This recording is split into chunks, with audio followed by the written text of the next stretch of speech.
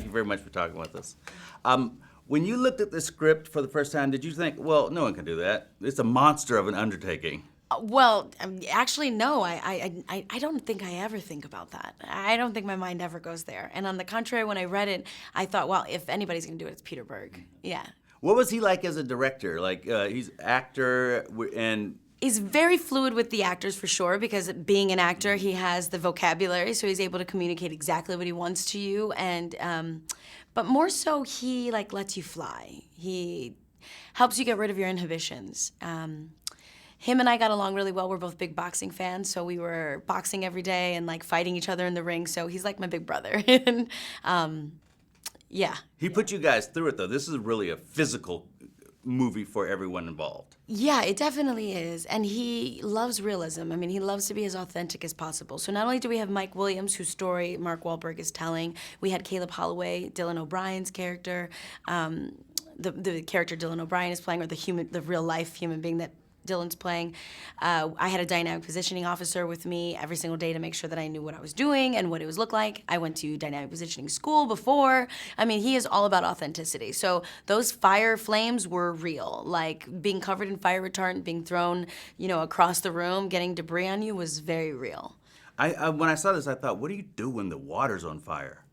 And it was on fire. It was on fire. You stay away from it. That's what you do. Yeah.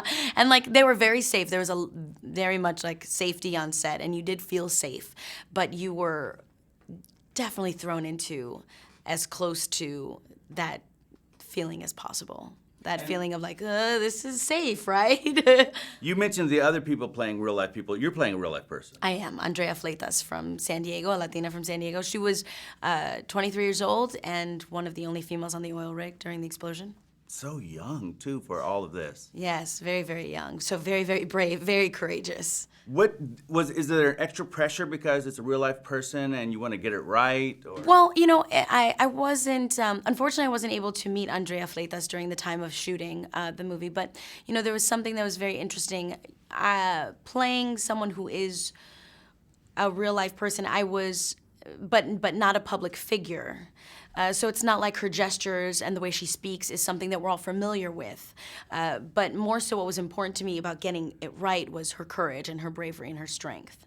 I wanted to honor her. I wanted her to know that she was protected by me, that I was going to learn all the information I possibly could surrounding Deepwater Horizon, listening to all the testimonies, watching the 60 Minutes, reading every article I possibly could, and making sure that she was going to be paid tribute to.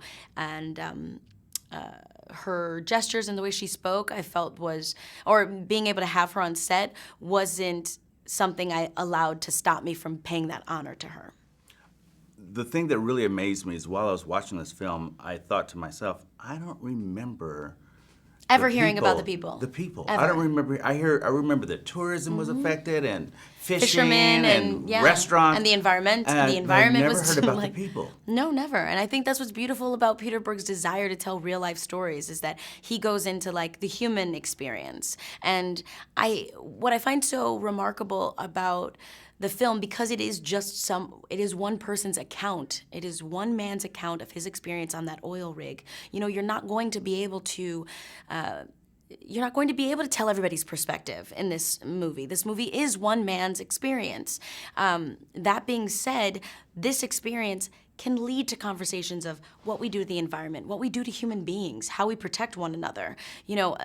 These are conversations that weren't spoken about during the oil spill in 2010. It was, these people are evil, we shouldn't do that, this is what's happening to the environment, but we lost 11 lives. People lost their husbands and their brothers and their sons,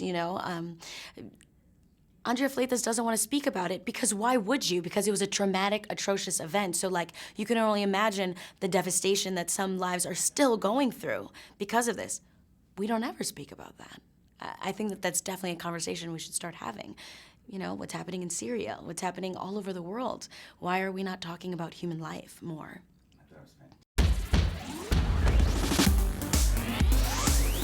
Made in Hollywood. Thanks for watching this interview. As always, don't forget to subscribe and let us know what you think in the comment section below.